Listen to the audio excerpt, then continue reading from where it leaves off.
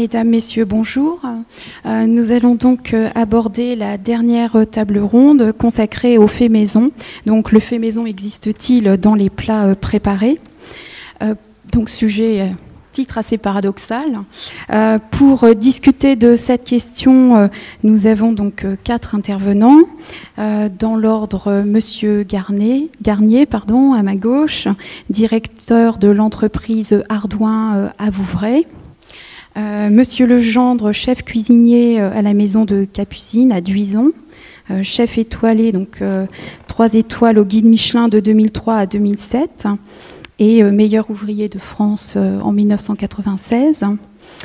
À ma gauche, Monsieur Pernin, chargé mission auprès du CLCV. Je vous expliciterai tout à l'heure. C'est une association de consommateurs. Et Monsieur Jean-François Aubry, rédacteur en chef pour la revue Le Monde du Surgelé. Alors, on l'a évoqué, bien sûr, à plusieurs reprises depuis hier. Il y a un engouement des Français pour le fait maison. Et finalement, cet engouement fait écho à une initiative des chefs, une quinzaine, qui ont souhaité faire reconnaître à travers une appellation de restauration de qualité le fait maison au restaurant. Donc très simplement, aujourd'hui, nous allons, à travers cette table ronde, essayer de comprendre où est la frontière entre le fait maison, la production industrielle, comprendre finalement comment l'industrie agroalimentaire peut être amenée à s'approprier cette demande des consommateurs pour le fait maison. Alors bien sûr, l'engouement des Français pour le fait maison, à travers quels signes est-ce qu'on peut l'observer? Le succès des émissions de cuisine à la télévision, on en a parlé, les livres de cuisine, les ventes d'électroménagers permettant de cuisiner à la maison, faire son pain, ses yaourts. Et finalement, la première question qu'on a envie de se poser, et je vais la poser à Monsieur Pernin, ce sera aussi l'occasion de vous présenter. Quelle est la réalité de ce phénomène auprès des consommateurs?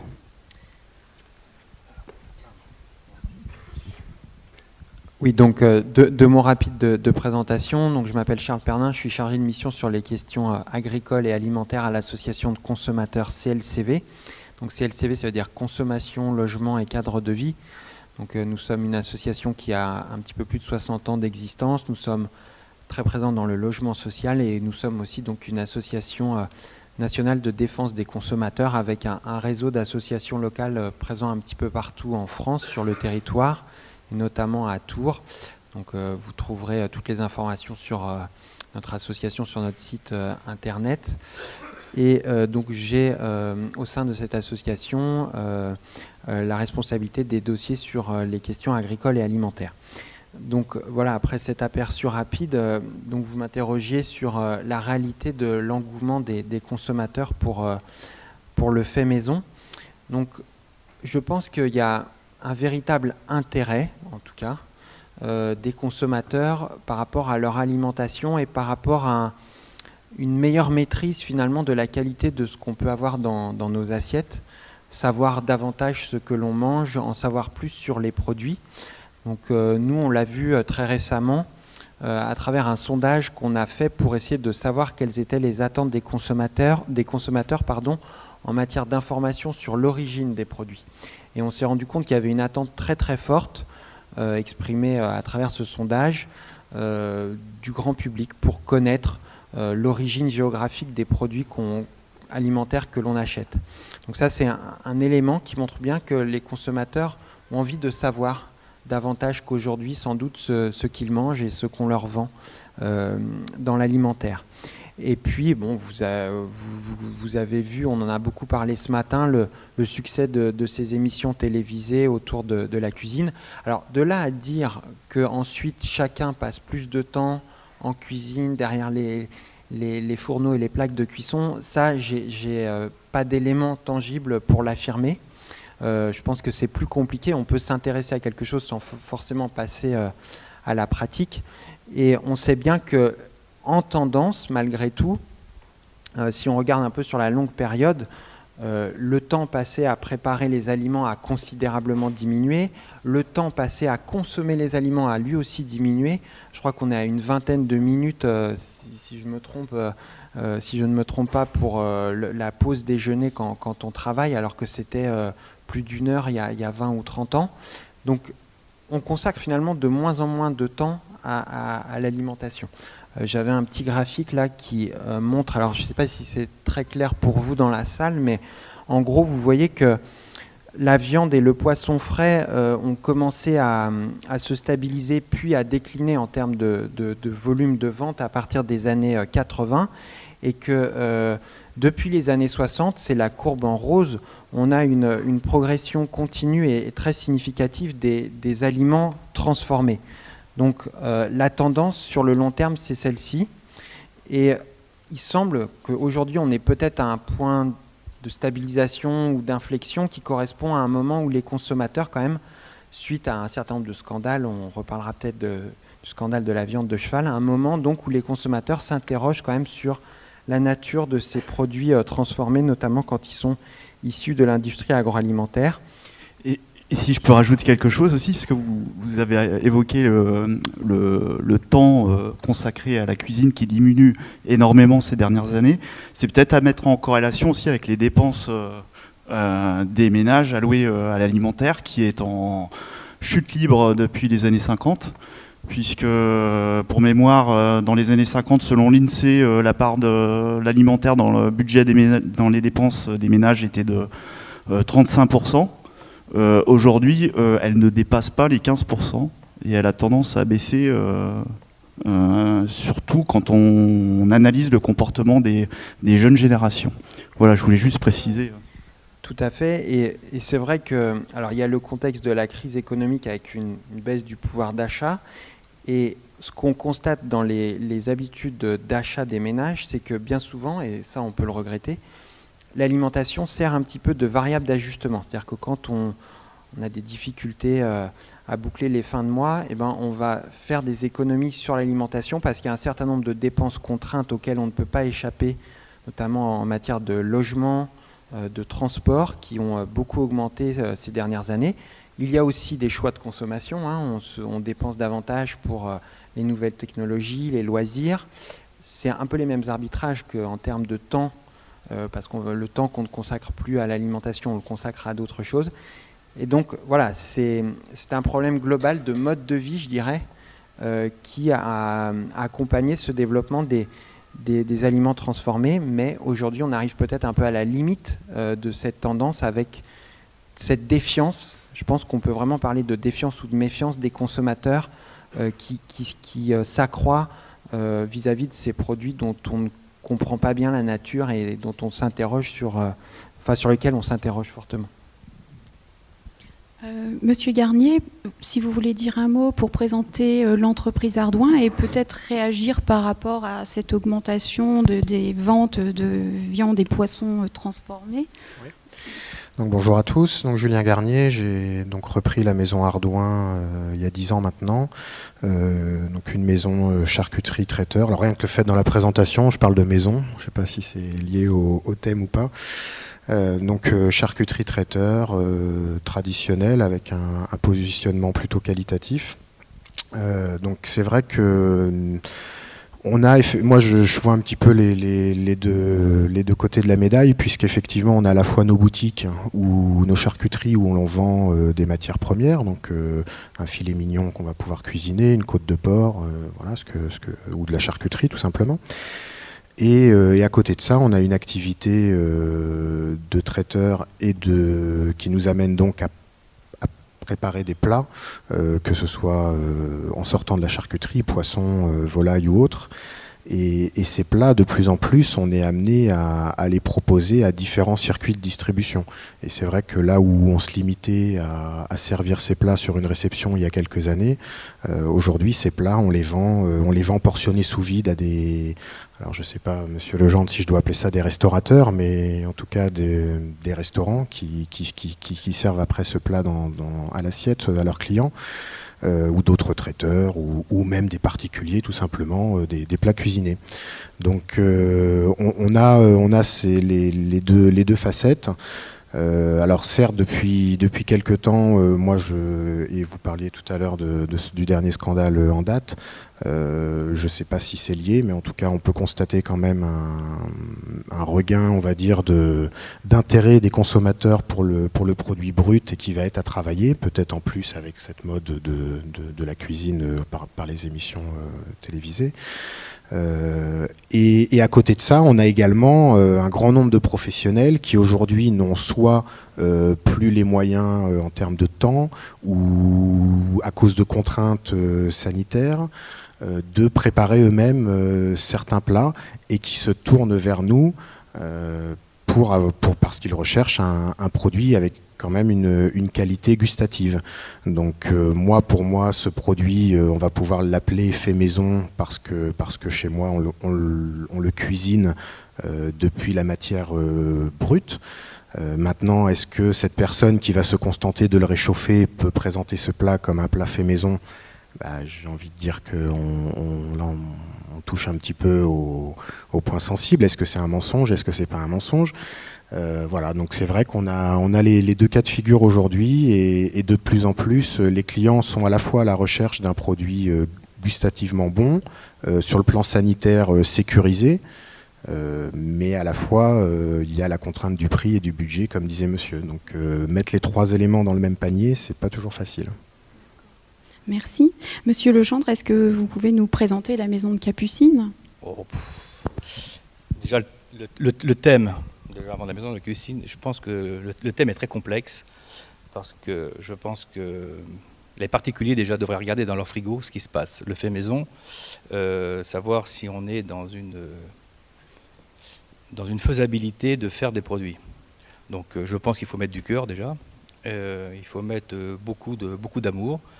Et puis on arrivera à un contexte de réunion autour d'une table pour faire un produit fait à la maison. Je pense que vous avez entièrement raison, mais tout le monde a raison autour de la table. C'est très complexe aujourd'hui.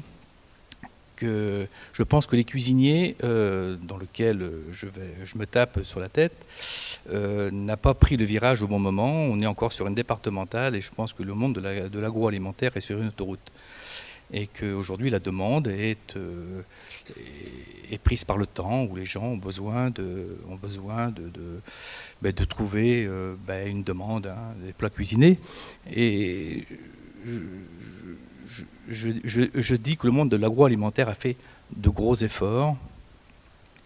Peut-être pas tous, mais en majorité, les gens ont fait des gros efforts. De toute façon, peut-être pas tous, si on parle de la viande de cheval, mais après on rentre dans un monde politique, de contrats qui sont faits dans lesquels les sociétés sont au courant ou pas au courant. Là, c'est encore un autre débat. Mais je pense que l'agroalimentaire en général en France, moi je leur tire mon chapeau sur tout ce qu'ils ont fait pendant des années, et que nous sommes restés dans un côté très rétro, la cuisine dite classique. Donc moi, c'est vrai que j'ai une chambre et table d'hôte. J'ai été chef 3 étoiles chez Taïwan et au Georges V.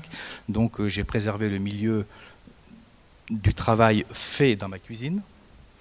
Quand il y a eu la vache folle, j'ai été le seul chef, je pense, un des seuls chefs à me repositionner pour redonner une valeur, tandis que d'autres sont partis sur des légumes. Les gens ont eu peur de la remise en cause, mais c'est quand il y a un problème comme ça qu'il faut se valoriser et redonner une amplitude à ces gens qui se battent tous les jours pour nous. Un agriculteur, un laboratoire d'abattage et puis un boucher. Maintenant, les grandes surfaces se battent pour les bouchers, on n'a plus de bouchers chez nous, mais c'est quelque part, on avait besoin de ces gens-là. Donc tout le monde a raison autour d'une table. Maintenant, il faut savoir ce qu'on a envie, ce qu'on a besoin et quelle est la demande aujourd'hui du consommateur. Mais aujourd'hui, le monde travaille et on a besoin d'être dans la rapidité. Mais après, on peut prendre un plat bien préparé et de le faire dans une convivialité à la maison, tout simplement. Et la chaleur que vous allez émettre humainement, vous savez, dans un restaurant, quand vous avez 3 étoiles, je vais vous donner, parce qu'on est dans la statistique, en France, dans le monde, on vit que par rapport à ça aujourd'hui, le pourcentage, c'est vraiment une stupidité. Mais je vous en donnais un parce que je suis un peu comme tout le monde. Et dans la réussite d'un restaurant 3 étoiles, 80% c'est l'accueil, la gentillesse, la prévenance, et 20% c'est la cuisine. Donc voilà, tout le monde a un atout majeur dans la réussite, c'est pas seulement la cuisine. Donc les chefs ont un ego, je fais partie de ce monde-là, donc je me tape un peu sur la tête, on a tous des égos. Et non, la réussite, c'est les gens qui vont être autour de la table. Si vous voulez mal manger, vous avez beau mettre le meilleur plat, vous mangerez mal. Donc les plats préparés qui sont aujourd'hui en entreprise, dans l'agroalimentaire, je me dis que s'ils sont bien peut-être reficelés à la maison, en admettant qu'on peut rajouter quelque chose, l'homme ou la femme qui sont dans les foyers peuvent agrémenter. Mais je dis, moi, chapeau à l'agroalimentaire, ils ont fait des très gros efforts. D'accord. On va revenir sur ce point tout à l'heure. En tout cas, un point que vous avez évoqué et qui nous ramène sur l'évolution des tendances de consommation, c'est ce besoin de rapidité. Hein. Donc, Monsieur Pernin, est-ce que vous avez des éléments peut-être pour montrer le besoin de rapidité, c'est, comme je disais tout à l'heure, c'est lié à l'évolution des modes de vie, au travail des femmes aussi qui s'est développé et c'est bien sûr tout à fait positif, mais on voit bien que le rapport global à l'alimentation a complètement changé. Et donc, d'où cet essor des plats transformés. Donc, ce que je vous propose peut-être, c'est à travers quelques exemples de montrer un petit peu le regard d'une association de consommateurs sur ce qu'on peut trouver dans ces produits et la façon dont le consommateur peut essayer, quand il choisit, la façon dont il peut essayer de s'informer pour comparer et faire des choix un petit peu plus éclairés, même si ce n'est pas toujours évident. Donc j'ai pris en fait quelques exemples qui justement font référence à cette notion du fait maison. Alors le premier constat, c'est que si vous vendez, vous êtes fabricant d'un plat préparé, vous n'allez pas pouvoir marquer dessus que c'est fait maison, parce que là, il y a quand même s'ils ont de moins en moins de moyens, il y a quand même un service de la répression des fraudes en France, et évidemment que ça choque le bon sens de tout un chacun si sur une barquette de plat industriel, on vous explique que c'est un plat fait maison. Cependant, les gens du marketing ont quand même un certain talent créatif et donc ils vous expliquent, par exemple, sur ce plat de lasagne Marie, que c'est les mêmes ingrédients qu'à la maison. Donc c'est pas fait maison, mais c'est presque pareil. C'est quoi les mêmes ingrédients ? Eh ben justement, on va le voir. Donc je sais pas. Alors là, ça doit pas être lisible parce que les étiquettes, souvent, c'est pas très lisible. Même si là, il y a quand même un effort sur ce produit d'étiquetage. On peut trouver bien pire que celui-ci, hein, pour être tout à fait objectif. Alors, le constat, quand on prend le temps de regarder, c'est que en fait, dans ces lasagnes à la bolognaise, il y a de très fortes chances que ce soit l'eau qui soit l'ingrédient le plus abondant. Parce qu'en fait, on voit dans la liste que l'eau apparaît en premier, et dans une liste d'ingrédients, les ingrédients sont classés par ordre d'importance, donc le premier est majoritaire, et on voit que c'est l'eau qui apparaît à la fois en premier dans la sauce, bon ça peut se concevoir, mais aussi dans la béchamel, et que ensuite les ingrédients qui arrivent après sont en quantité très très faible. Par exemple, il n'y a que 10% de viande de bœuf dans ces lasagnes, et les tomates ne représentent que 11% de la recette, essentiellement sous forme de concentré. Et puis le fabricant nous dit, bon, c'est les mêmes ingrédients qu'à la maison.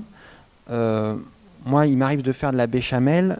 Je me trompe peut-être, mais je ne mets pas d'amidon de maïs dans la béchamel. Donc, je trouve que c'est à la fois en termes de composition et de pourcentage des ingrédients et de présence d'un certain nombre d'agents, entre guillemets, améliorants, c'est pas vraiment ce conforme à ce que moi j'entends comme des lasagnes maison.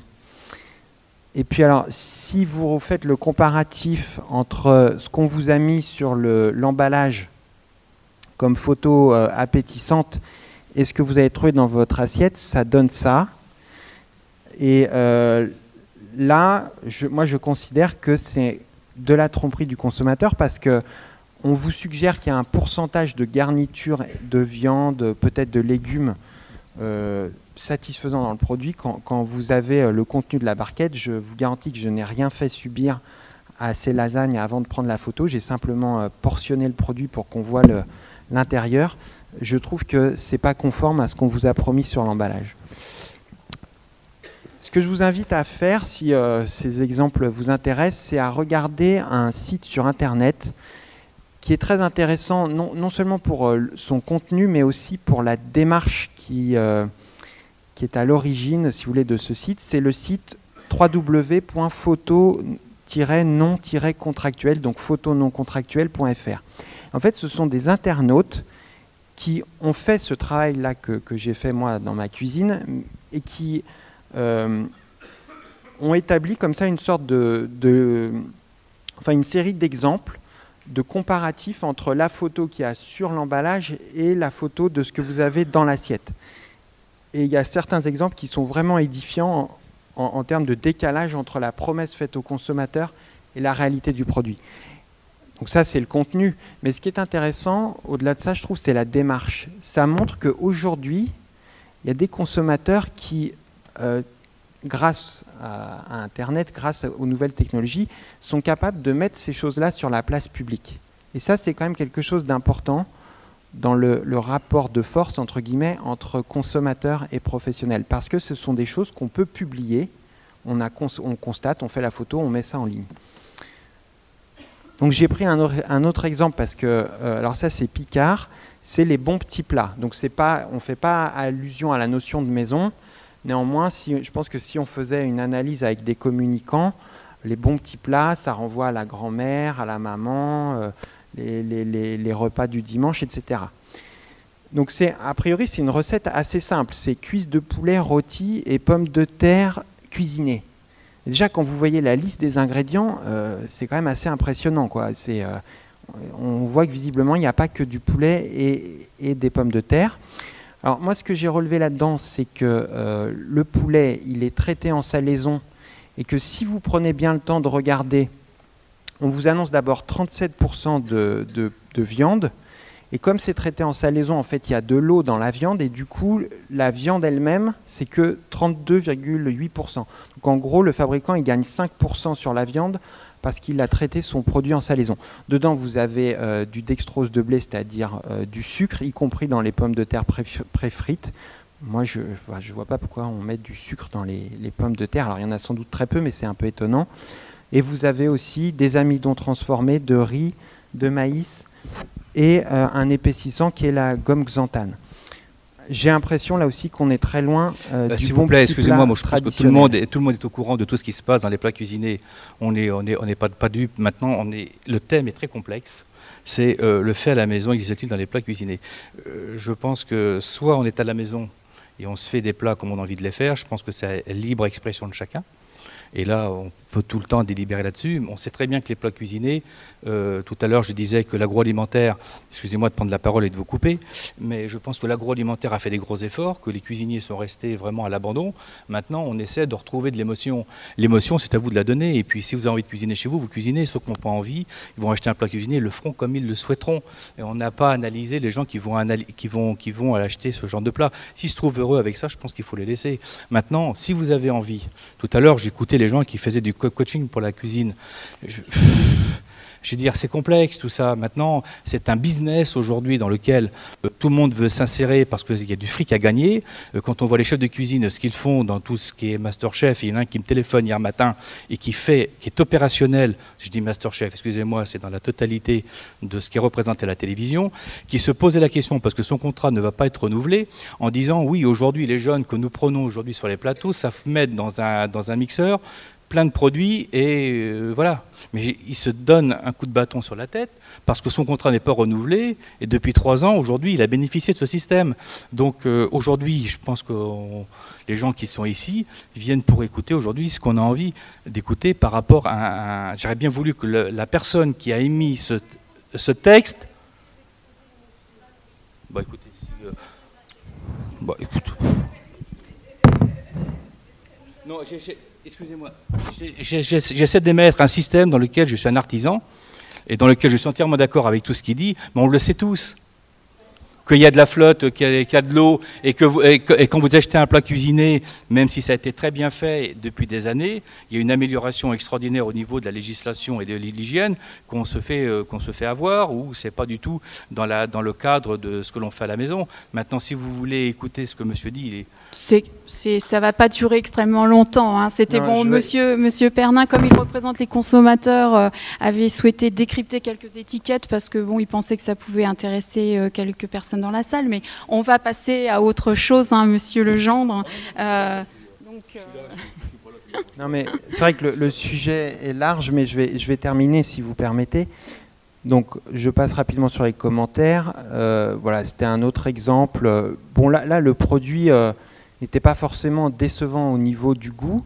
Simplement, on peut voir qu'il c'est pas exactement le même aspect, mais rien de très choquant. Simplement, j'insistais là sur quelque chose qui est un petit peu spécifique, mais vous voyez que sur la communication, on vous dit que c'est des noix de Saint-Jacques. Et en fait, ce qu'il faut savoir, mais c'est aussi le rôle des pouvoirs publics là qui est en cause, c'est que derrière ce terme noix de Saint-Jacques, dans les produits transformés, vous pouvez avoir bien d'autres coquillages qui ne sont pas des noix de Saint-Jacques et que vous ne trouverez pas avec la mention noix de Saint-Jacques si vous les achetiez dans le rayon de votre poissonnerie. Donc il y a une espèce de tolérance qui a été établie sur cette dénomination, et donc en fait on vous vend des pétoncles et des vanneaux dans ce type de produit pour des noix de Saint-Jacques. Donc c'était un point que je voulais préciser aussi en matière de transparence et d'information du consommateur. Juste pour conclure sur ce point, j'irai très vite. J'entends ce que vous dites, monsieur Legendre, mais je pense qu'il y a quand même un certain nombre de règles en matière d'information, de transparence sur les produits. La DGCCRF, donc la répression des fraudes, en est consciente puisqu'elle a mené une enquête sur les mentions valorisantes utilisées dans ce type de préparation. Et en fait, il faut savoir quand même qu'il y a 40% d'anomalies, ce qui est énorme, qui ont été relevées lors de 205 visites dans 184 établissements qui préparent ce type de produit. Ces anomalies sont des anomalies d'étiquetage, donc ce n'est pas des produits dangereux, ce pas des produits avec lesquels vous tombez malade, heureusement, mais ce sont des produits où on vous a un petit peu mené en bateau sur la nature de ce qu'on vous a vendu. Par exemple, c'est des mises en exergue disproportionnées ou injustifiées d'un ingrédient, typiquement les lasagnes de tout à l'heure, des références non fondées à des terroirs, ce qui est quand même un paradoxe quand aujourd'hui la France a inscrit son patrimoine gastronomique au patrimoine mondial de l'UNESCO, donc on va dire c'est la recette bretonne à la basque sans aucun fondement. Et quelque chose qui là pour moi est très grave, c'est qu'on utilise parfois de la viande séparée mécaniquement, je vais vous expliquer ce que c'est, qui est déclarée comme étant de la viande dans la liste des ingrédients. Donc je suis désolé de vous montrer ces images peu ragoûtantes, mais la viande séparée mécaniquement, c'est un terme pudique pour décrire un procédé dans lequel on utilise les carcasses des animaux sur lesquels on a retiré les filets, les parties nobles, et sur lesquels il reste un peu de viande. On les fait passer dans des broyeurs, que vous voyez ici à l'écran, et on obtient ce type de préparation.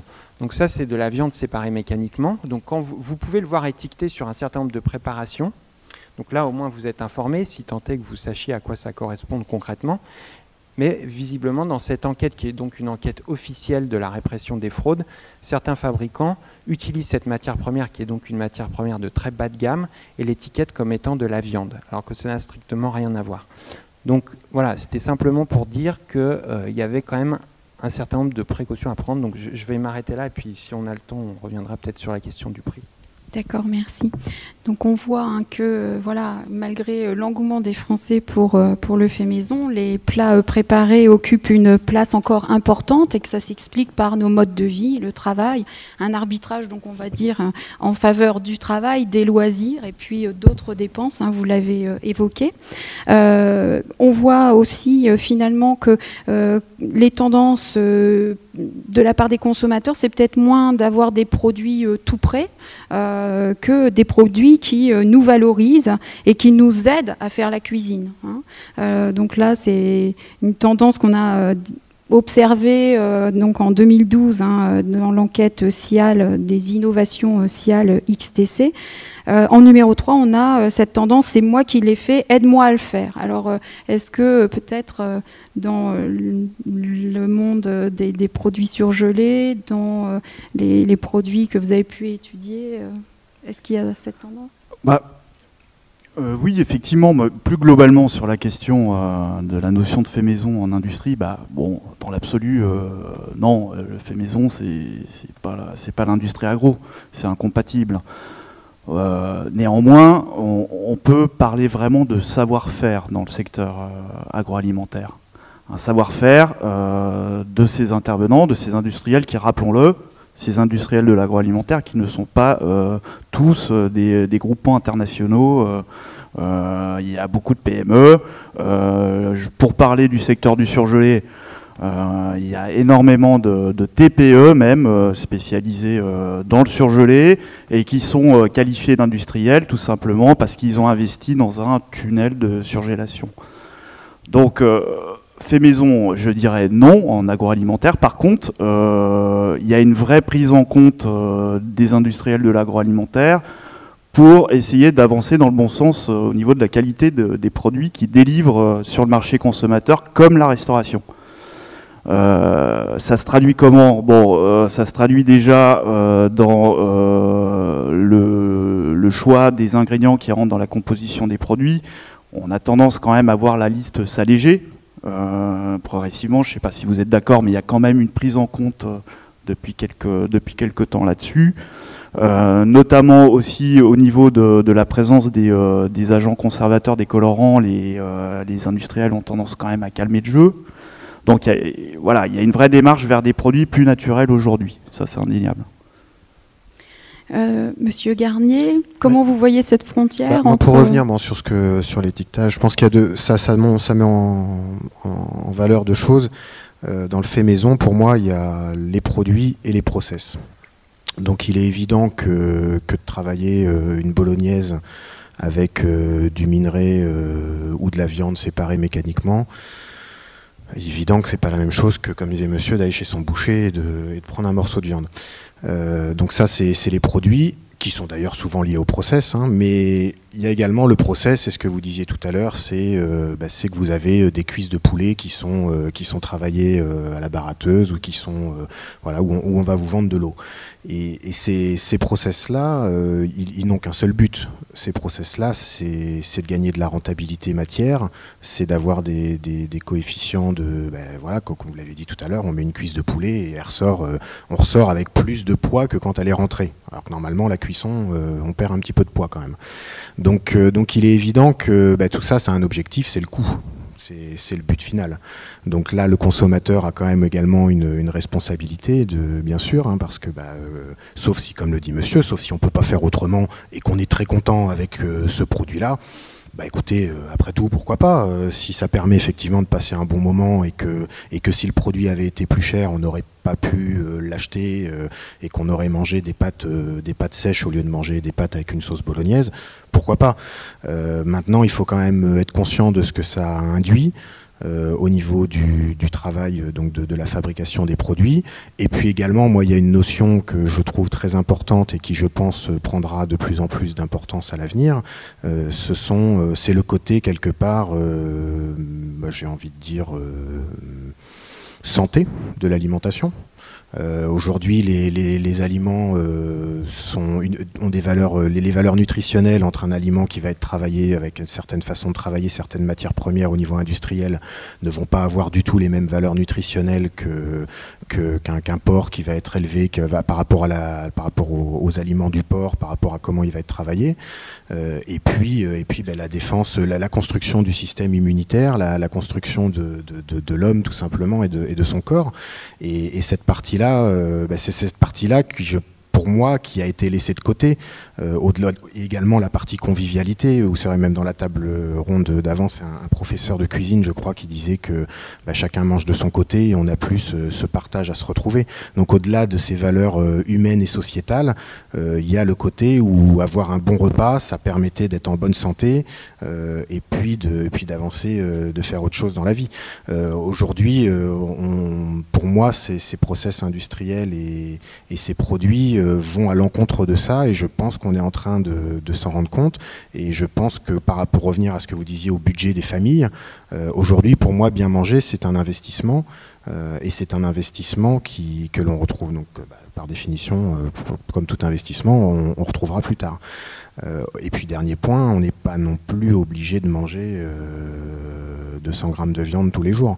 Donc si c'est une question de budget pour avoir accès à des bons produits, je pense qu'il faut savoir être raisonnable. Et aujourd'hui, on est dans des surconsommations, et surtout au niveau protéines, qui sont complètement délirantes. Et il faudra à un moment arrêter la course, parce que sinon, un jour, je ne sais pas où on va s'arrêter.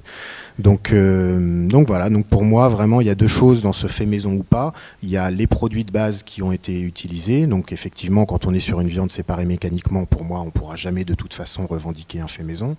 Et puis il y a les process de fabrication qui sont destinés à gagner en rendement, à avoir une meilleure rentabilité tout simplement. Et ces deux choses font pour moi la distinction entre un fait maison ou pas. Maintenant, on le voit bien sur l'étiquette de la bolognaise, ces gens-là, c'est comme partout, comme dans n'importe quel milieu, c'est ceux qui ont le plus de moyens qui peuvent payer des gens pour jouer avec les règles. Excusez-moi, je suis fan de Formule 1, mais l'écurie Red Bull, elle gagne depuis de nombreuses années parce qu'ils savent jouer avec la réglementation en Formule 1. Marie, ou je sais pas qui on a vu pour les bolognaises, c'est exactement la même chose.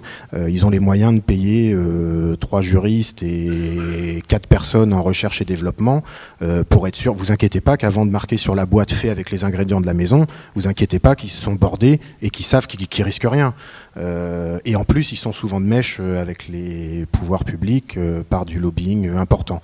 Donc, quand on met tout ça, ils savent ce qu'ils font et ils savent le faire. Et surtout, ils savent communiquer dessus. Et c'est vrai que c'est bateau de dire que ces gens-là, nous, on a le savoir-faire et eux ont le faire savoir. Et c'est vrai que nous, on travaille d'une certaine façon nos produits, mais ça paraît basique. Ce qu'on fait, en fait, on fait juste bien notre travail. Notre bien, c'est pas pour dire que les autres le font mal, mais on fait notre travail comme il doit être fait. Comme un cuisinier doit travailler un pot-au-feu, ce que vous voulez, n'importe quoi.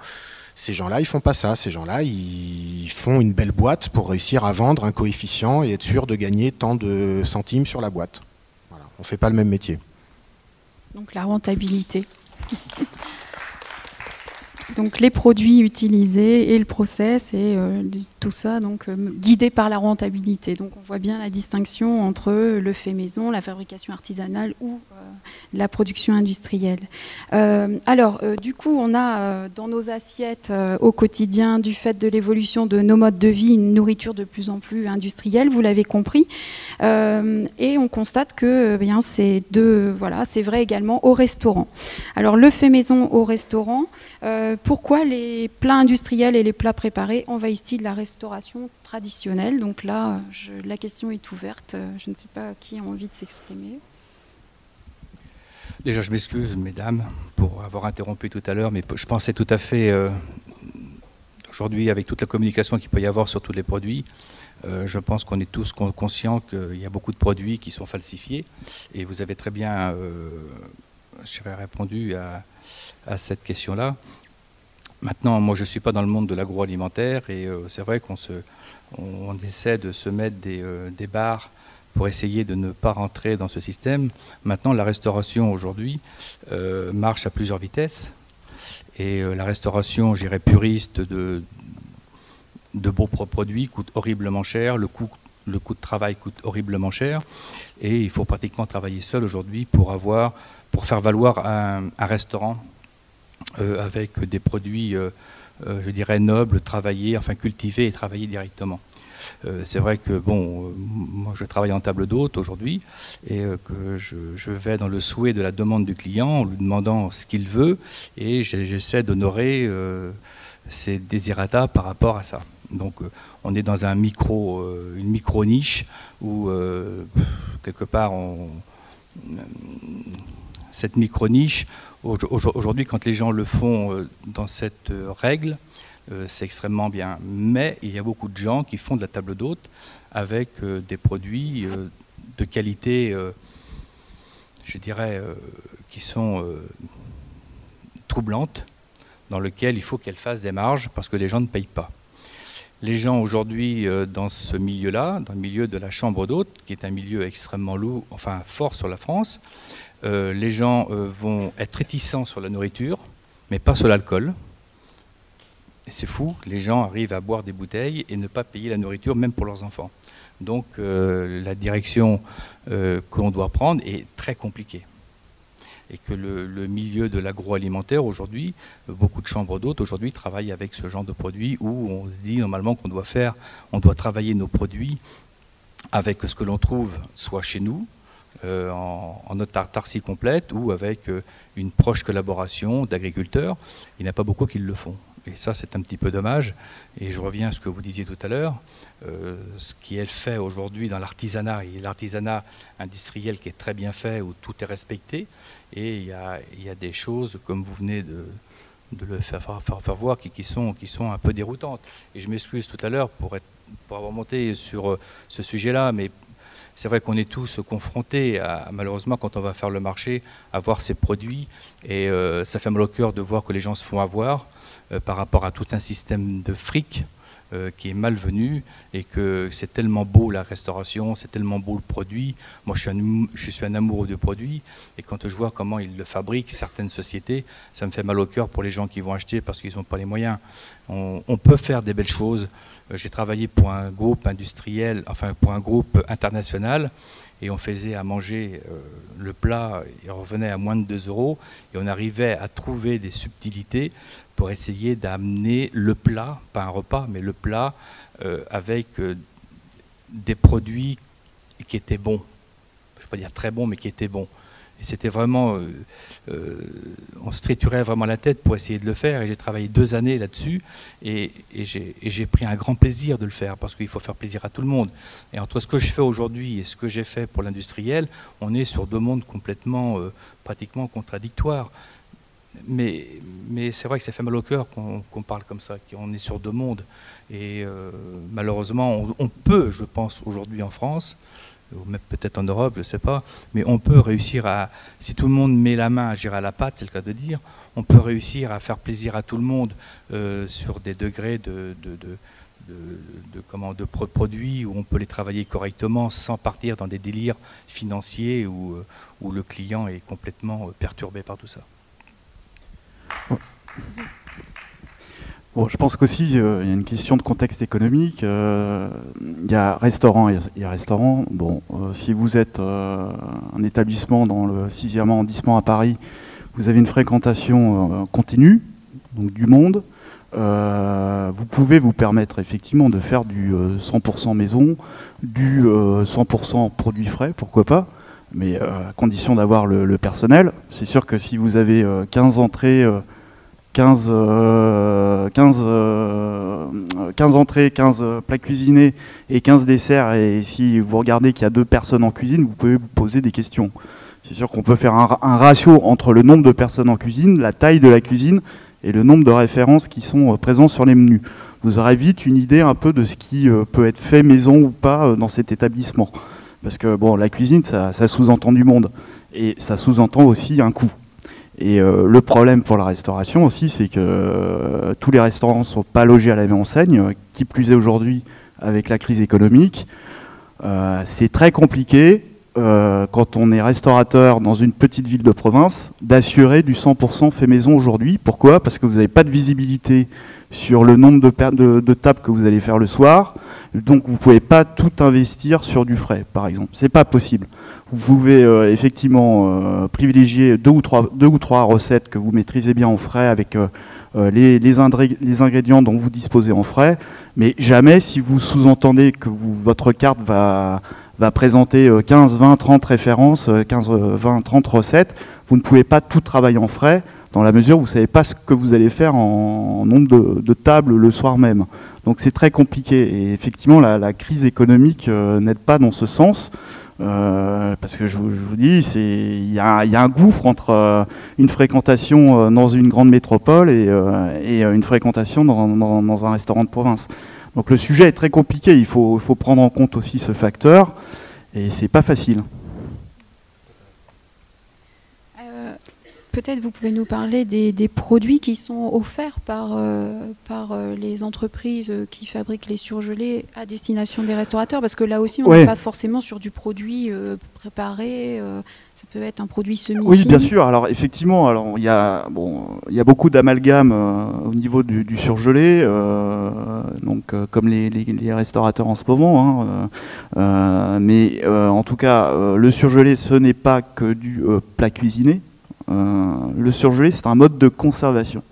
Donc un mode de conservation des denrées, que ce soit des produits bruts ou que ce soit des produits transformés.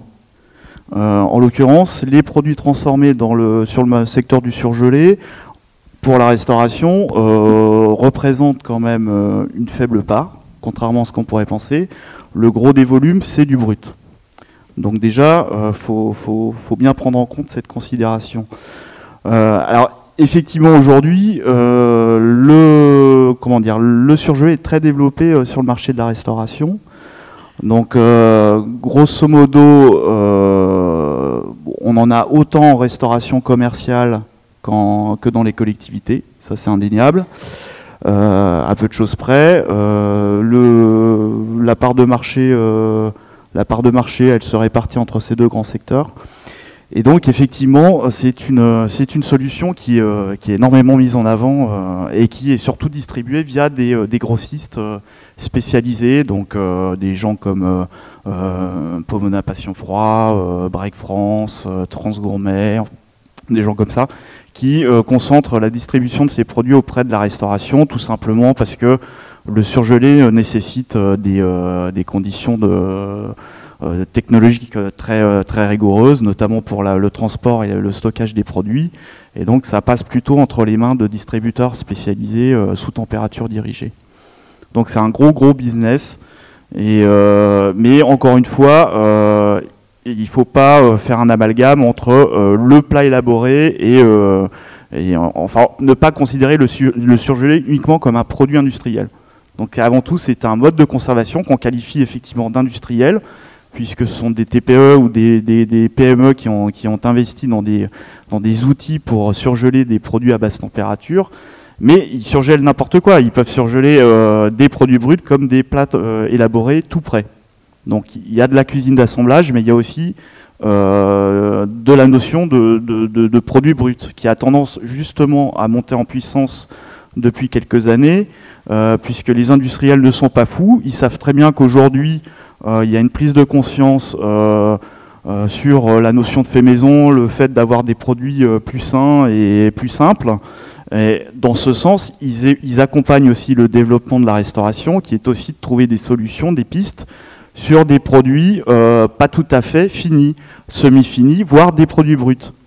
Donc ce qui se développe beaucoup aujourd'hui, c'est tout ce qui concerne les bases pâtissières, les bases culinaires, qui sont en fait des produits, soit des ingrédients, soit des produits semi-finis, qui s'adressent aux restaurateurs, en leur proposant donc une solution sur lequel en fait il y a pas de, comment dire, le produit a été travaillé sur des étapes qui ne sont pas considérées comme des étapes de valeur ajoutée apportées par le restaurateur en cuisine, notamment l'épluchage, l'écorçage.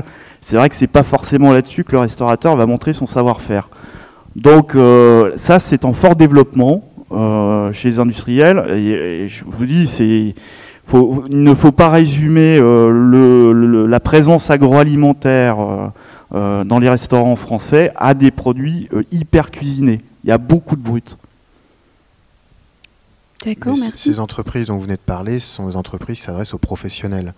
Et je veux dire, le consommateur lambda, Pomona, Break, Transgourmet ou Davigel, bon, si Davigel un tout petit peu plus peut-être, mais le consommateur lambda, il ne connaît pas ces gens-là. Parce qu'en fait, ces gens-là, ils n'ont qu'un rôle de logisticien. Oui, tout à la base. Sauf que, comme dans notre monde, ils suivent la mondialisation. Donc ils intègrent, petit à petit, ils font de l'intégration verticale. Mais à la base, ces gens-là ne sont que des logisticiens. Et c'est quand même, ça n'a rien à voir avec le consommateur le consommateur du grand public. Juste pour donner un petit exemple, moi aujourd'hui, ces gens-là, ils en sont arrivés à me proposer du homard bleu breton surgelé dans des poches individuelles où vous avez une poche sous vide avec juste la pince, une poche sous vide avec juste la queue. Je peux vous dire que c'est du bleu, c'est du breton, il est top, il est surgelé, mais très franchement, on en parlait ce midi, un poisson bien surgelé peut être largement meilleur qu'un poisson frais, mal conservé. Donc, et aujourd'hui, on en est là, sauf ils mettent en avant le fait que vous allez avoir un prix d'achat qui va être fixe, avec un rendement du produit qui va être constant, vous allez mettre votre marge, votre coefficient, et puis voilà, le cuisinier, il est content, il a juste à mettre dans sa poêle. C'est une évolution du métier également. C'est vrai que dans le contexte de crise que vous rappeliez, bon, effectivement, les contingences économiques sont fortes. Oui, vous vouliez réagir ? Non, simplement, je pense que ce qui est important, on comprend bien les logiques qui sont à l'œuvre. Donc c'est des logiques économiques, c'est des logiques de changement des modes de consommation, parce que c'est vrai que le consommateur a de plus en plus d'exigences aussi. Si vous rentrez dans un restaurant, comme vous l'expliquiez très bien, vous avez envie d'avoir un choix, une offre suffisamment diversifiée, et donc ça suppose des pratiques professionnelles différentes de ce qu'on connaissait peut-être il y a 30 ans ou 40 ans. Donc les choses changent, mais je pense que ce qu'il ne faut pas oublier là-dedans, c'est le consommateur. Et c'est ça le problème aujourd'hui, c'est que les consommateurs ont peu à peu pris conscience que la restauration, c'était plus comme avant, et que bientôt on aura du homard en pièces détachées, qui est d'ailleurs peut-être très bon. Mais je pense que il se pose un problème quand, du jour au lendemain, les consommateurs apprennent à travers un reportage à la télé que en fait, les restaurateurs, ils s'approvisionnent dans ce type de circuit, alors que peut-être qu'ils n'avaient pas suffisamment réfléchi à tout ça. Ils pensaient encore qu'on cuisinait dans les restaurants à partir de produits bruts. Donc c'est ce décalage entre les évolutions très rapides des professionnels et l'information du consommateur qui pose problème. Et c'est ça qui conduit aussi à des incompréhensions. Donc, et c'est pour ça d'ailleurs qu'il y a tout un débat parlementaire en ce moment pour essayer de renforcer l'information des consommateurs dans les restaurants, parce qu'on se rend compte que ce décalage est problématique. Et les parlementaires s'en sont rendus compte. Ils ont débattu, je crois que vous avez suivi ça de près, mais pendant des heures et des heures sur comment on allait faire pour réinformer les consommateurs sur la façon dont travaillent les restaurateurs, parce qu'ils ne travaillent pas tous de la même façon. Donc voilà, ce que je veux simplement dire, c'est qu'il ne faut pas perdre de vue quand les pratiques évoluent de façon aussi radicale, qu'on doit une information au consommateur pour qu'il sache ce qu'il va consommer, ce qu'il va payer. Monsieur Aubry, est-ce que vous voulez rappeler un petit peu justement comment a évolué le projet de loi sur la consommation et le label fait maison pour les restaurants ? Oui, je vais essayer, c'est super compliqué. C'est une vraie usine à gaz. Donc effectivement, il n'y a pas, à la base, il n'y a pas de définition de fait maison. Il y a eu des initiatives de restaurateurs pour s'en rapprocher. Alors, la plus connue, la plus célèbre, c'est le titre maître restaurateur, qui en fait c'est toujours présent, qui est un diplôme en fait ou un label délivré par l'État, en l'occurrence par le département, je crois, par le préfet, et qui sous-entend que le restaurateur, en gros, ne travaille pas avec des produits d'assemblage. Donc voilà. Donc malheureusement pour ce titre, il est peu mis en avant en France. Je crois qu'il y a 2000 restaurants qui. Sur 140 000, oui. 2000 restaurants sur 140 000, donc il existe, mais il est peu mis en avant. Il faut dire aussi que il n'y a pas d'union au niveau des différents syndicats de restaurateurs qui sont un peu partagés sur la question. Alors donc, il y a des initiatives de restaurateurs et il y a aussi toute une discussion depuis 2 ans chez les parlementaires sur la notion de fait maison, ou plutôt sur la transparence des pratiques en restauration. Alors toutes ces discussions se font essentiellement dans le cadre de la révision du projet de révision de la loi de protection et d'information des consommateurs, qui a démarré voici déjà 2 ans. On en est à la 2e mouture en ce moment. C'est très long. Donc l'idée, en fait, c'était d'essayer d'apporter des éléments de réponse pour le consommateur, pour lui donner un peu plus de transparence en cuisine et dans les restaurants de manière générale. Ça a pris plusieurs formes. Alors, à un moment, il était question de créer un système de taux de TVA évolutif suivant la nature des produits. Donc, une TVA plus élevée pour les produits transformés, par exemple. Bon, ça a été assez vite abandonné. Il y a une autre piste aussi qui s'est portée sur la mention restaurant, qui n'aurait pu être attribuée qu'à des établissements qui ne travaillaient qu'avec des produits bruts frais. Ça n'a pas été suivi non plus, ça a été retoqué par l'Assemblée. Bon, et plus concrètement, aujourd'hui, on discute beaucoup sur l'affichage dans les menus, dans les cartes des restaurants, où dans un premier temps, enfin le débat a beaucoup évolué. Dans un premier temps, il était plutôt question d'établir un distinguo entre recettes élaborées à partir de produits frais au sein de l'établissement et recettes élaborées à partir de produits transformés, industriels. Voilà, donc on mettait en comparaison le frais vs l'industriel, donc à savoir le surgelé, le sous-vide, la pertisé. Alors ça, c'était le début des discussions. Aujourd'hui, on en est plutôt dans une phase où on souhaiterait établir un distinguo entre, d'une part, des produits bruts et de l'autre, des produits transformés. Voilà. Dans la mesure où aujourd'hui, la plupart des parlementaires sont convaincus que les produits bruts peuvent être surgelés, apertisés ou sous vide. Donc en gros, voilà, le débat actuel, il tend vers un distinguo entre produits bruts vs produits transformés. C'est pas gagné au niveau de l'évolution des échanges, puisque en fait, dans les derniers événements, l'été dernier, il y a un amendement qui a été déposé par Sylvia Pinel, donc la ministre du tourisme, du commerce et du tourisme, qui proposait donc de mentionner sur les cartes, à côté de chaque recette, la mention fait maison pour les plats qui seraient élaborés donc à partir de produits bruts. Voilà. Donc c'était une proposition qui a été intégrée au projet de loi, qui est devenue une obligation quand elle est passée à l'Assemblée. Donc en première lecture à l'Assemblée a souhaité transformer cette mesure en obligation. Donc durant l'été, on s'acheminait vers une réglementation où les restaurateurs auraient été obligés de préciser, en tout cas auraient pu préciser la mention fait maison pour tout ce qui était considéré réalisé à partir de produits bruts. Et en fait, le Sénat a retoqué un coup, puisque pour lui, c'est pas possible d'appliquer cette mesure en l'état. Et il a transformé cette obligation en possibilité.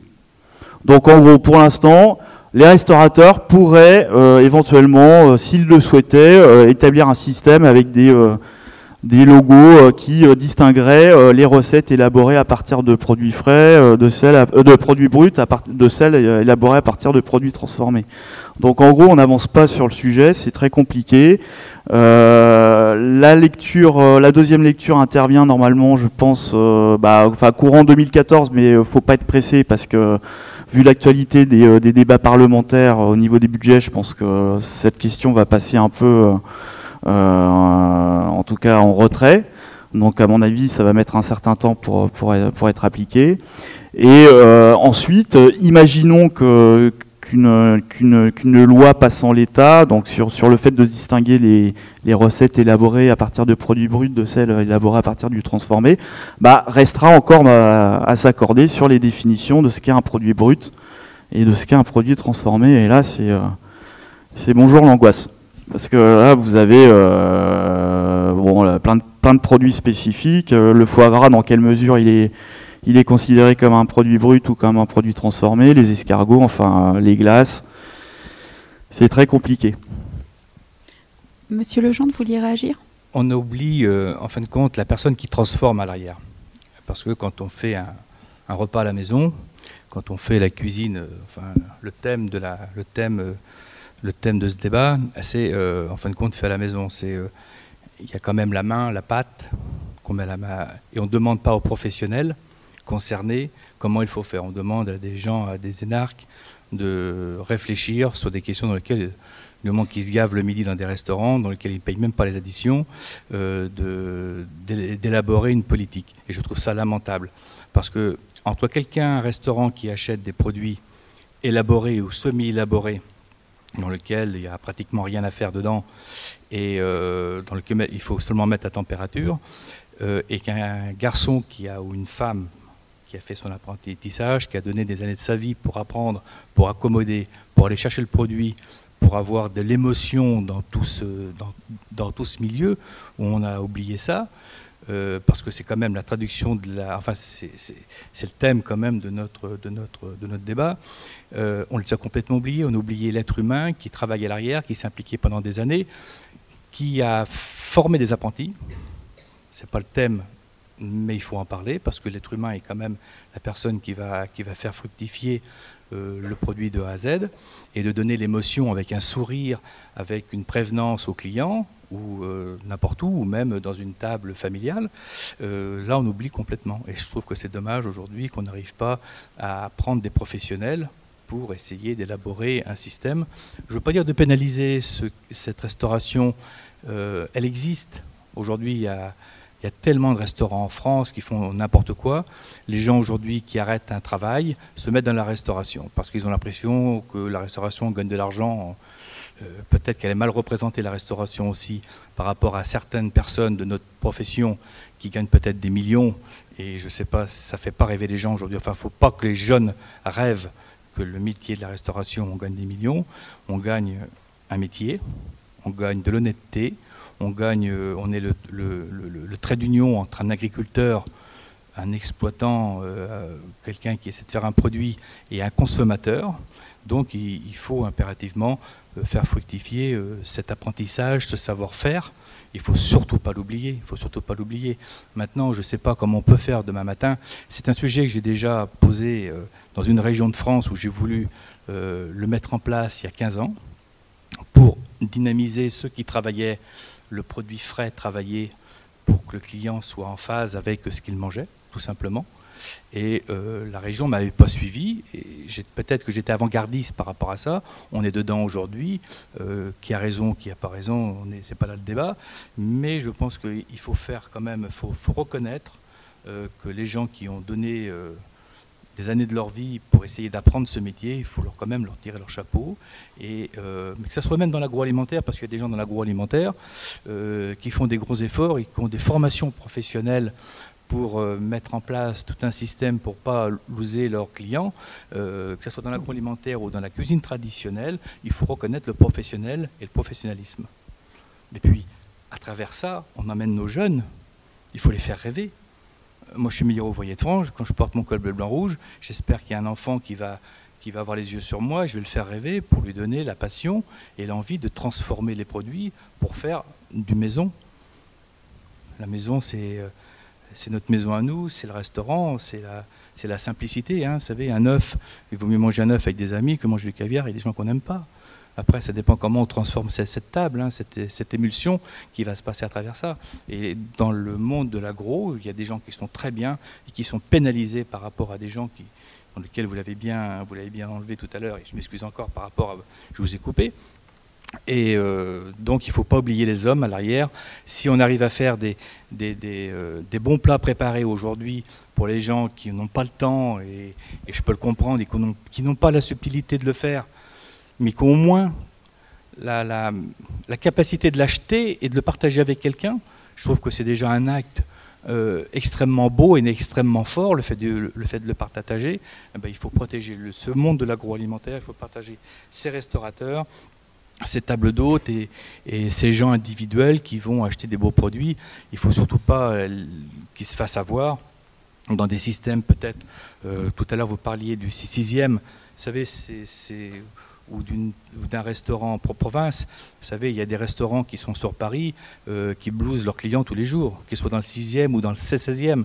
Et il y a une société qui transportait des produits surgelés et des produits transformés il y a 20 ans. Ils ont eu la subtilité et l'intelligence de le transporter avec des camions non marqués, des camions blancs.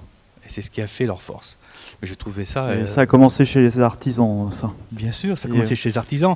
Et ça a été je pense, le gros déboire de notre restauration aujourd'hui. On a laissé la porte ouverte sans protectionnisme pour le métier, tout simplement. Il n'y a aucun protectionnisme pour la restauration. N'importe qui peut s'installer. Aujourd'hui, quand vous êtes coiffeur, aujourd'hui, vous devez avoir un certificat, vous devez avoir un brevet de maîtrise pour vous installer. En France, aujourd'hui, la restauration n'a pas été protégée par les professionnels, où il fallait le faire il y a quelques années. Je pense qu'on ne serait peut-être pas en train de débattre sur ce genre de situation, ou si on avait protégé la restauration à un certain moment, peut-être que le produit de la ménagère aujourd'hui serait peut-être plus qualificatif, peut-être plus positif, pour qu'on puisse manger quelque chose de bien et le transformer d'une façon peut-être plus familiale, toute simple. La simplicité, c'est ce qu'il y a de plus joli, c'est ce qu'il y a de plus beau. Je rajouterais qu'il y a quand même un gros problème pour la restauration aujourd'hui, c'est la restauration moyen de gamme, le grand créneau de la restauration, un peu à l'image de la société aujourd'hui avec les classes moyennes. C'est que ça devient de plus en plus dur pour elle. Pourquoi ? Parce qu'elle est prise entre le marteau et l'enclume. D'un côté, une restauration rapide qui se développe super vite, et c'est le cas de le dire, avec le phénomène du snacking. De l'autre, une restauration haut de gamme, premium, qui se porte plutôt bien, qui ne s'est jamais aussi bien portée. Où là, effectivement, dans le premium, il n'y a pas de problème. Ils ont les moyens de se payer du personnel, d'avoir 15 personnes en cuisine et puis de travailler tout frais ou en tout cas tout brut.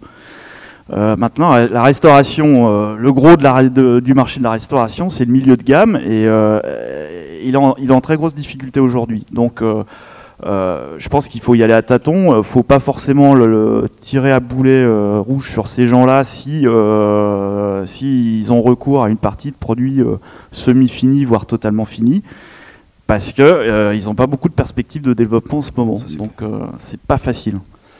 C'est vrai que c'est très compliqué, si je peux me permettre. C'est vrai que c'est très compliqué. Je fais un protectionnisme sur la restauration aujourd'hui, que ce soit des gens professionnels ou pas professionnels. C'est vrai que c'est très compliqué où tout le monde est acculé devant un mur aujourd'hui et personne ne sait comment le contourner et que les charges sont horriblement lourdes et qu'aujourd'hui les marges de la restauration, si elles sont un peu fabriquées, si elles sont un peu transformées, ça coûte horriblement cher. Et c'est vrai il va y avoir beaucoup de gens, malheureusement, qui vont tomber dans les mois qui vont venir, pendant les années. Ça va être horrible, vraiment, ça va être horrible. En tout cas, c'est pas pour corriger, mais en tout cas, moi, je suis pas tout à fait d'accord. Des très très haut de gamme, il y en a très peu qui gagnent de l'argent. Il n'y en a pas beaucoup. Si les contrats... Et s'ils gagnent de l'argent, c'est parce qu'ils en gagnent à côté. Gagner de l'argent. J'ai dit que le secteur de la restauration de gamme se portait bien. Il se porte mieux qu'à une période. Il se porte bien parce que, monsieur Lejean, je pense qu'elle se porte bien parce qu'on a seulement la phase visite de l'iceberg. Quand vous avez des gros investisseurs internationaux sur des exploitations qui sont dans un consortium, vous pouvez exploiter, on acceptera de perdre de l'argent. On est dans le stratégique. Oui, voilà. C'est de la stratégie de groupe. On est complètement dans notre ça sert à vendre du truc moins cher derrière. Mais je pense que beaucoup de restaurateurs aujourd'hui étoilés, hier il y en avait beaucoup, et les gens tirent le diable par la queue aujourd'hui, même des gens qui font... qui travaillent tout, qui transforment tout de A à Z, qui vont acheter des produits au bateau.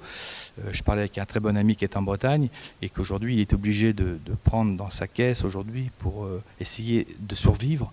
Et c'est quelqu'un de vraiment passionné et passionnant.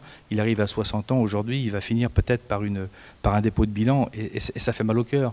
Mais je pense que c'est le résultat de plusieurs années de mauvaise gestion politique par rapport à notre métier, dans lequel on n'a pas fait de protectionnisme par rapport aux gens qui ont investi, qui ont formé, parce que c'est quand même du temps, c'est de l'argent. On ne prend pas un apprenti pour faire de l'argent, ce n'est pas le thème.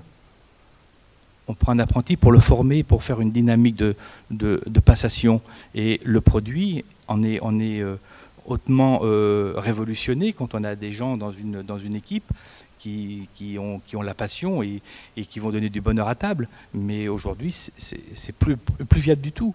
Donc les produits semi-transformés ou transformés complètement, vous savez, il y a beaucoup d'étoilés qui travaillent avec ces produits-là.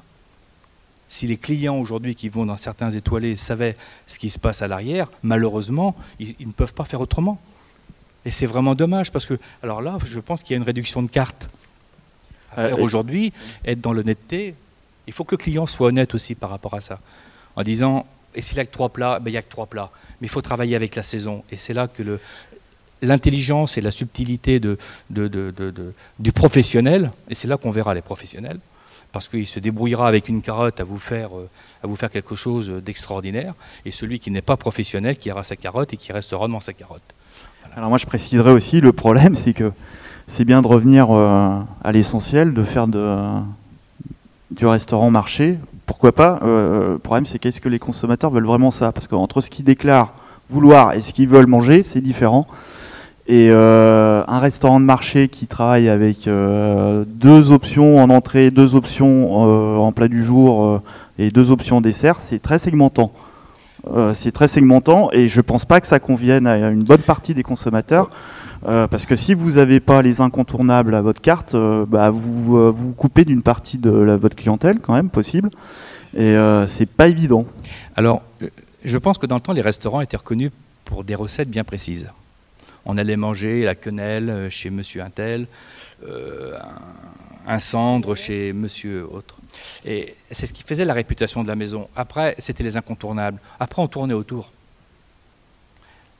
Si les gens étaient professionnels dans le milieu aujourd'hui, enfin, si certains étaient professionnels, je pense qu'ils auraient des incontournables. Un incontournable est un intellectualisme que l'on met, et c'est dur de faire une recette. Je peux vous assurer que ceux qui font beaucoup de livres, je ne sais pas comment ils font, mais quand on fait quelques recettes dans sa vie professionnelle, qu'on arrive à juxtaposer 2 ou 3 éléments pour donner une émulsion extraordinaire, pour que tout se rassemble, c'est fabuleux, mais vous n'en faites pas 50 dans votre vie. Et quand vous avez cet incontournable, dans votre restaurant, les gens viennent pour ça. Et après, c'est à vous d'aller le vendre, le produit qui est à côté, dans lequel peut-être vous aurez une marge. Si vous le faites intelligemment, le client le comprendra, parce qu'il vient chez vous, parce que d'abord, il vous aime. Donc il y a une transformation aussi, pas que du produit, mais d'amour, qui se passe d'un côté et de l'autre. Et là, vous ne pouvez pas lui vendre ce que vous voulez, mais lui faire connaître ce qu'il n'a jamais connu. Mais là, il faut être professionnel. Donc le produit semi-transformé, il est semi-transformé, c'est-à-dire qu'il ne peut être jamais transformé à 100%. Et là, je pense qu'il y a la subtilité du professionnel, la subtilité des gens, malheureusement, qui font du fric, pas de l'argent, sur le dos du consommateur qui malheureusement en pâtit aujourd'hui. Mais bon, après, c'est pas moi qui fais les règles et les lois, mais je dis qu'aujourd'hui, les politiques devraient s'asseoir avec des gens de la profession, mais de tout corps confondu, parce que c'est pas normal qu'aujourd'hui, une TVA, pour quelqu'un qui forme des apprentis, qui donne du temps pour un apprenti, qui lui parle tous les soirs, quand à 22h vous avez fini votre service et que vous avez votre apprenti qui est en train de pleurer parce qu'il ne sait pas s'il va continuer, parce que sa copine l'a lâché, parce que ses parents ne l'ont pas parlé, parce que sa mobilette ne démarre plus, et que le curé du patelin est parti parce qu'il n'y en a plus, eh bien vous êtes obligé d'être le curé, la mère, le grand-père et puis le banquier. Eh bien ça, c'est du temps qu'aujourd'hui le produit transformé ne fait pas. On appelle de l'humain, de l'humanisme, tout simplement. Merci beaucoup. On va prendre quelques minutes pour les échanges avec la salle.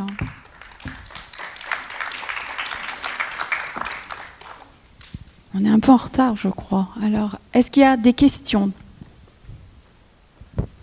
Ce n'est pas forcément une question, mais moi, dans l'étiquetage et par rapport à l'agroalimentaire, ce qui me trouble ou ce qui m'a troublé, parce que ça s'est peut-être un peu calmé, c'est quand des grands chefs sont allés aussi apparaître sur de l'étiquetage de l'agroalimentaire.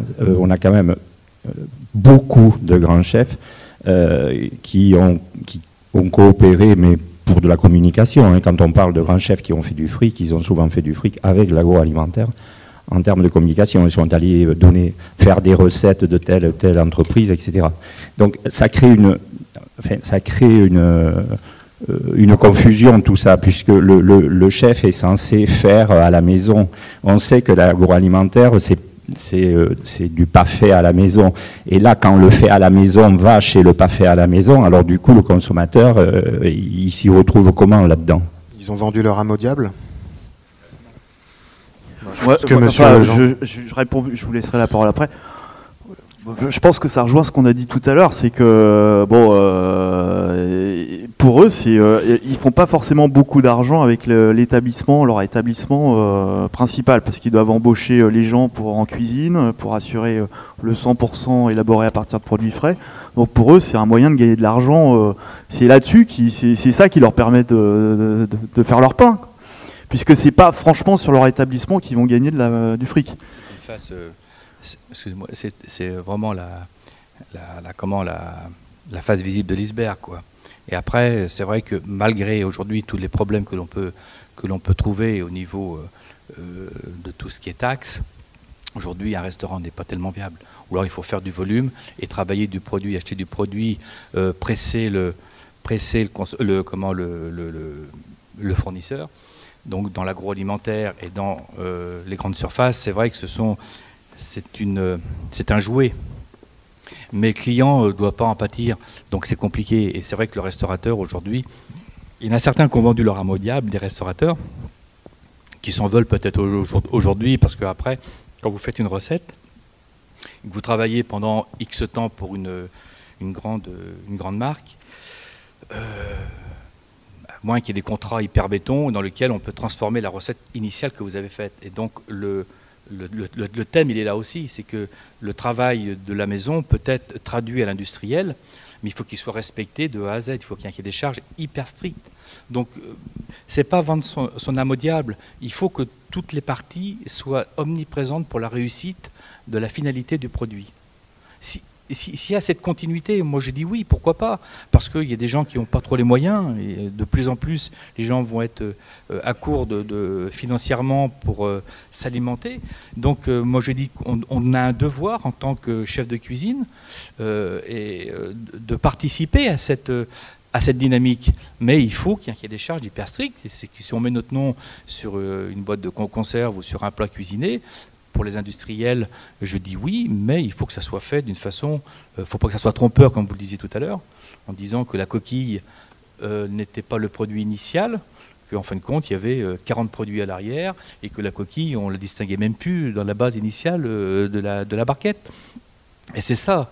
Mais il faut bien maîtriser tout ça, c'est compliqué, hein. Et maîtriser avec un groupe, je ne sais pas si c'est possible. Je pense qu'à un moment, ça a quand même permis une démocratisation et un accès au grand public de la haute cuisine également. Donc ça a quand même contribué à un moment, parce que c'était avant justement cette grande mode d'émissions télévisées, etc. Et je pense que le premier, on l'a vu tout à l'heure, ça devait être Joël Robuchon ou Monsieur Loiseau. Ouais, peut-être, Robuchon, il a été... mais ça a quand même aussi contribué à la démocratisation de la cuisine et... Pardon ? Ben, je pense qu'il faut lire la barquette aussi. C'est-à-dire qu'on ne peut pas non plus être... Oui. Ouais. C'est sûr qu'on a l'habitude, on a l'impression de manger la blanquette de Monsieur Robuchon. Mais comme dit Monsieur Legendre, peut-être quand même qu'avec l'industriel, ils se sont mis d'accord pour ils ont réussi à faire en sorte que la viande présente dans cette blanquette soit un petit peu mieux traitée qu'une autre blanquette. Maintenant, du coup, à quel prix sort le plat cuisiné, je sais pas. Voilà. Vous parlez des charges sociales. Bon, pénible, on n'arrête pas de l'entendre, les charges sociales. Pénible, mais le reste, si, je vais vous dire pourquoi. Parce que le restaurateur moyen, il a les mêmes charges sociales. Il a les mêmes. Sauf que lui, il n'a pas la notoriété pour aller avec les industriels. Donc, c'est ça. Le problème, c'est le restaurateur moyen. Moi, je vous montre, le restaurateur moyen, il a sa sortie où, lui? Alors, on va pas vous donner une solution. On est en train de vous expliquer depuis le début que c'est compliqué pour quelqu'un qui a un restaurant moyen aujourd'hui, qui n'a pas d'attribut à côté, qui n'a que son restaurant pour vivre. Et on est peiné. Moi, personnellement, je suis peiné parce que je suis restaurateur quand même depuis quelques années, de voir que les gens sont... Je parle des professionnels. Malheureusement, les mots mauvais, comme dans toute civilisation, emmènent de négatif par rapport aux gens qui sont positifs. Donc, qu'est-ce que vous voulez aujourd'hui? On est dans un monde aujourd'hui où les gens ont vécu au-dessus de leurs moyens, politiquement, et aujourd'hui, on est en train de payer des pots cassés. On ne va pas faire un débat politique, mais le monde de la restauration, aujourd'hui, est pénalisé. Maintenant, tout ce que vous voyez à la télévision, de ces Starac, vous en prenez, les gens peuvent, enfin, en prennent, vous prenez ce que vous avez envie de prendre de ça. C'est exactement comme une barquette. Vous lisez ce que vous avez envie de lire. Si vous ne voulez pas la lire et puis la prendre, eh ben, vous la prenez et puis vous ne la lisez pas. Mais venez pas vous plaindre après qu'il y a X% d'eau, qu'il y a des produits falsifiés dedans. Voilà, maintenant il faut que peut-être que la législation soit beaucoup plus stricte, parce que par rapport à la viande de cheval qu'il y a eu à un certain moment, je trouve ça inadmissible. Mais vous savez, les contrats qui sont faits entre pays, je veux dire, même nous, restaurateurs, on est loin de tout ça. Et on ne va pas expliquer aujourd'hui les malversations de la restauration de grand public. Et ça me fait mal au cœur, quelquefois, de voir j'étais témoin de situations, c'était horrible. Mais qu'est-ce que vous voulez qu'on fasse à notre niveau de voir que les gens qui ont mangé, moi je me souviens, il y a 25 ans, de saumon mais c'était immangeable, qui était accepté en France par les douanes et qui rentrait pour les périodes de Noël dans lesquelles c'était immangeable. Mais il y avait des contrats qui ont été posés à un niveau supérieur où la société qui a pris ces saumons ne pouvait rien dire. Parce qu'elle, c'était sa survie, parce qu'elle avait fait des contrats avec la société à l'étranger pour avoir ses saumons, et ben on s'est aperçu, enfin le propriétaire s'est aperçu, il pleurait devant moi en disant je vais donner manger n'importe quoi à mes clients. Mais vous vous rendez compte que c'est grave? Il n'était pas responsable de ça, et les douanes ne voulaient pas en entendre parler. Ben voilà, je pense qu'aujourd'hui il faut avoir une régularité aujourd'hui, il faut être de A à Z responsable de son produit, que le restaurateur, s'il met son produit, il faut qu'il se mette, je dirais, les tripes sur la table en disant « moi je fais la carotte du père Tartampion ». Il ne faut pas tomber non plus dans des extravagances, parce que vous avez une carte, quand vous avez lu le nom du grand-père, de la mère et puis du cousin, parce qu'il a élevé la carotte, la tomate et le machin, il faut être honnête, quoi. Quand vous mettez une tomate ou une carotte, elle doit être bonne. Après, si elle vient de produits X, il faut le dire. Et puis la viande, c'est exactement pareil. Et malheureusement, le consommateur, et je me mets à votre place, monsieur, mais moi, je me fais avoir. Le premier. Moi, je voudrais ajouter 2 points rapidement. Je pense qu'il y a une question importante qui est la notion de transparence. Je reviens un petit peu sur ce que j'ai dit, mais je pense que c'est vraiment un point essentiel. Et ça va l'être de plus en plus, parce qu'aujourd'hui, on est dans un monde où l'information circule de plus en plus, où il est complètement illusoire, quand on est un professionnel, de penser qu'on va pouvoir dissimuler un certain nombre de pratiques discutables ou douteuses sur le long terme. Vous savez tous, on le voit tous, il y a de plus en plus de reportages, de documentaires à la télé sur, entre guillemets, les coulisses de l'agroalimentaire. Des choses qui sont parfois montées aussi en épingle, il faut bien le dire, mais donc vous avez la télévision, vous avez aussi Internet où on peut trouver des tas de témoignages, d'ailleurs parfois de professionnels, des vidéos qui vous montrent comment ça se passe, etc. Donc cette illusion qu'ont encore, je pense, un grand nombre d'acteurs de l'industrie agroalimentaire, et peut-être de la restauration aussi, qui consiste à dire « laissez-nous faire notre métier tranquillement », faites-nous confiance, on vous vend les produits, je pense que ça ne marche plus parce que l'information circule beaucoup plus et les consommateurs finissent toujours par être informés. Et quand il y a un problème, la sanction, elle est là. Si vous regardez ce qui s'est passé suite au scandale de la viande de cheval, vous voyez qu'il y a eu un effondrement très net des ventes et il y a un certain nombre d'entreprises, sauf si je me trompe, qui ont bu le bouillon suite à cette affaire. Donc je pense qu'il faut que les professionnels acceptent aussi de jouer le jeu de l'information, d'être davantage à l'écoute de ce qu'attendent aujourd'hui les consommateurs en termes de santé, en termes de respect du bien-être animal. Enfin, il y a tout un tas de préoccupations qui prennent de plus en plus d'importance et il faut que les pratiques évoluent davantage. Et je pense qu'il ne faut pas le voir que comme une contrainte, c'est aussi des opportunités qui sont à saisir pour renouer une confiance, parce qu'on ne bâtit rien sur le climat qui est en train, enfin on ne bâtira rien sur ce climat qui est en train de s'installer de défiance, de suspicion croissante. Et je reviens simplement rapidement sur une autre notion que vous avez évoquée, Monsieur Legendre, qui est celle de la responsabilité. Moi j'ai été frappé à propos de ce scandale donc, de la viande de cheval, d'entendre un certain nombre de groupes industriels dire « Ah non, c'est pas nous qui sommes responsables, c'est nos sous-traitants, nos fournisseurs, etc. » Et on assiste à une espèce de dilution de la responsabilité qui n'est pas acceptable. Vous mettez sur le marché un produit, vous l'étiquetez avec votre nom, votre adresse de fabricant, vous êtes responsable de ce qu'il y a dedans et c'est à vous d'assumer vos choix stratégiques. Si vous avez fait appel à des fournisseurs, à une chaîne d'approvisionnement qui va jusqu'à l'autre bout de la planète, c'est peut-être moins cher, mais ça vous engage à mener des audits, à avoir des procédures de contrôle pour assurer la conformité et la sécurité du produit. Donc en face, c'est des coûts aussi. Parce que c'est évidemment un peu facile d'aller au coût le plus bas sans en assumer ensuite les conséquences en termes de gestion, de procédure, etc.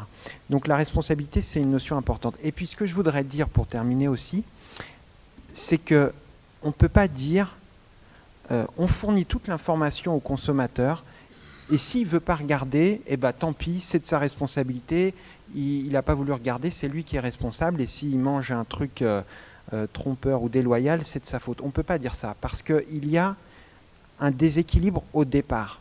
Au départ, celui qui fabrique, celui qui met sur le marché, il sait tout de son produit. Il a toute l'information, ou il est censé avoir toute l'information s'il fait bien son métier.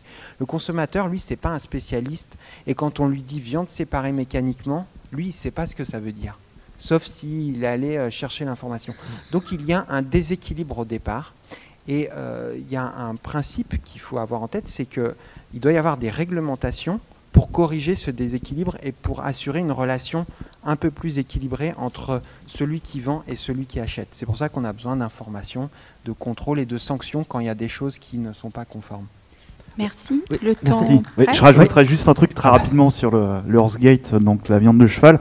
Il y a aussi un autre responsable qu'on n'a pas évoqué, c'est quand même l'État. Pour quelle raison? Pour le motif de la RGPP, donc la révision,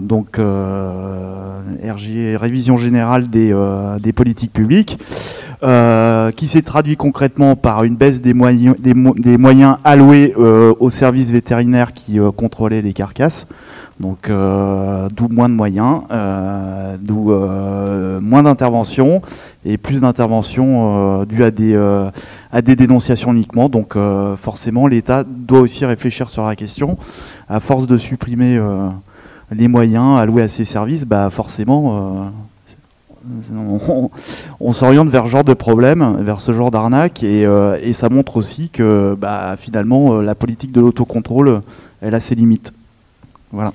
Merci. Alors, il y a 2 questions dans la salle. On ne pourra pas en prendre plus. Je suis vraiment désolée. Monsieur ? Oui, je voulais simplement... je lisais un petit peu votre table ronde, le début de la phrase qui commençait par « le fait maison se substitue progressivement au prêt-à-manger ». Donc, monsieur Pernin a plus ou moins répondu à cette question que je voulais poser depuis un petit moment. Parce que, en fin de compte, ne faut-il pas garder le prêt-à-manger à l'agro et le fait maison à la ménagère qui va faire son petit marché le dimanche pour sa famille, ou au restaurateur de qualité qui sera validé par le Cercle culinaire de France ou les maîtres restaurateurs? Voilà mes questions.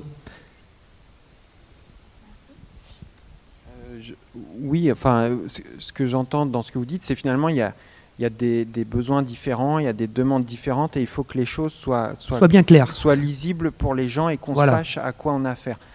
Je pense effectivement c'est une partie des solutions, c'est qu'on n'entretienne pas la confusion en mettant des grands chefs sur des plats cuisinés ou en faisant croire que dans un restaurant vous faites de la grande cuisine alors que c'est pas le cas. Donc oui, c'est comme ça qu'on reconstruira aussi de la confiance et qu'on pourra peut-être avancer. Oui, parce que prêt-à-manger, comme le nom l'indique, il ne peut pas être fait maison, quoi qu'il en soit.